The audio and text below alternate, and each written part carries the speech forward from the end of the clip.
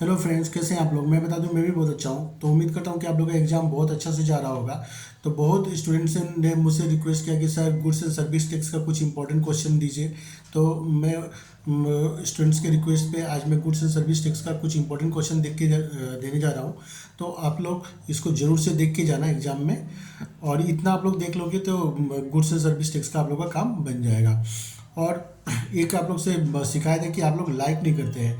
तो आप लोग वीडियो देखते जरूर हैं पर लाइक नहीं करते हैं। तो प्लीज़ रिक्वेस्ट है कि आप लोग लाइक ज़रूर कीजिएगा। और जो बच्चा लाइक करेगा उसको एग्ज़ाम में ऐसे ही 4-5 नंबर बढ़ जाएगा। ठीक है, तो चलिए स्टार्ट करते हैं हम लोग। तो सबसे पहला क्वेश्चन है, what is indirect tax. Mention 5 indirect taxes which have been subsumed in GST. तो इनडायरेक्ट टैक्स क्या है, और हम लोग को 5 ऐसे इनडायरेक्ट टैक्स का नाम बताना है जो जीएसटी आने के बाद में ख़त्म हो गया, मतलब जीएसटी के अंदर में इंक्लूड हो गया। ठीक है, नेक्स्ट क्वेश्चन है, what are the basic feature of indirect tax. What are the differences between direct tax and indirect tax. तो ये क्वेश्चन भी बहुत इंपॉर्टेंट है एग्जाम के लिए, आप लोग के लिए। नेक्स्ट क्वेश्चन है, explain briefly the history of indirect tax in India. तो इनडायरेक्ट टैक्स का हिस्ट्री आप लोग को बताना है कि कैसे स्टार्ट हुआ और अभी तक का उसको हिस्ट्री हम लोग को बताना है। नेक्स्ट हम लोग बात करते हैं यूनिट 2 का। तो यूनिट 2 में सबसे पहला क्वेश्चन है, explain the concept of GST, discuss its framework as introduce in India. तो जीएसटी का हम लोग को कॉन्सेप्ट बताना है और हम लोग को उसका फ्रेमवर्क बताना है। उसके बाद में नेक्स्ट है, what is goods and service tax, write the benefits of GST in Indian scenario, what are the features of GST. तो गुड्स एंड सर्विस टैक्स क्या है वो बताना है हम लोग को, जीएसटी का बेनिफिट बताना है इन इंडियन कॉन्टेक्स्ट, और साथ में हम लोग को उसका फीचर्स भी बताना है। इसके बाद में नेक्स्ट क्वेश्चन हो गया, define goods under GST, distinguish between composite supply and mix supply. और क्वेश्चन में ऐसा भी पूछ सकता है कि what is composite supply and mix supply. तो आप लोग इसको दोनों को ही अच्छा से पढ़ के जाना। उसके बाद में नेक्स्ट है, GST is a destination based tax, explain the statement. तो जीएसटी एक डेस्टिनेशन बेस्ड टैक्स होता है, तो हम लोग को ये स्टेटमेंट को एक्सप्लेन करना है। तो जीएसटी डेस्टिनेशन बेस्ड टैक्स होता है, मतलब क्या होता है कि जो स्टेट कंज्यूम करता है उसको जीएसटी का बेनिफिट मिलता है, जो सेल करता है उसको बेनिफिट नहीं मिलता है, जो परचेज करता है उनको जीएसटी का बेनिफिट मिलता है। तो उसके बारे में हम लोग को एक्सप्लेन करना है। तो ये था 4 क्वेश्चन यूनिट 2 का। इसके बाद में हम लोग बात करते हैं यूनिट 3 का। तो यूनिट 3 का फर्स्ट इंपॉर्टेंट क्वेश्चन हो गया, what are the power of GST officer relating to inspection search and seizure. तो ये क्वेश्चन बहुत इंपॉर्टेंट है एग्जाम के लिए। उसके बाद नेक्स्ट क्वेश्चन है, explain the special provision of constitutional aspect of GST in India. तो ये था आपका सेकेंड क्वेश्चन। और थर्ड क्वेश्चन ये मुझे थोड़ा इंपॉर्टेंट नहीं लगा था, मैंने काट दिया। इसके बाद में नेक्स्ट क्वेश्चन है, what do you mean by inspection, who can order for inspection and under what circumstances when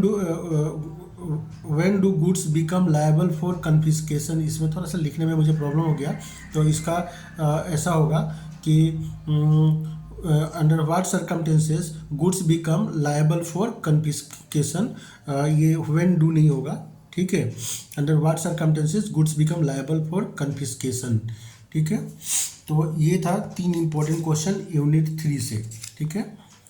इसके बाद में हम लोग बात करते हैं यूनिट 4 का, और लास्ट में मैं आप लोग को इंपॉर्टेंट शॉर्ट नोट भी दूंगा। तो यूनिट 4 का भी हम लोग बात कर लेते हैं। Who are required to file annual return under GST, what is the due date of annual return for various SSC. तो एनुअल रिटर्न किसको किसको फाइल करना है और उसका ड्यू डेट हम लोग को बताना है यहाँ पे। उसके बाद में है next question, write down the provision for determining time of supply of goods and services under GST. तो गुड्स एंड सर्विसेज के अंदर में गुड्स एंड सर्विसेज का जीएसटी के अंदर में टाइम ऑफ सप्लाई कैसे डिटरमाइन किया जाता है, तो वो हम लोग को बताना है यहाँ पे।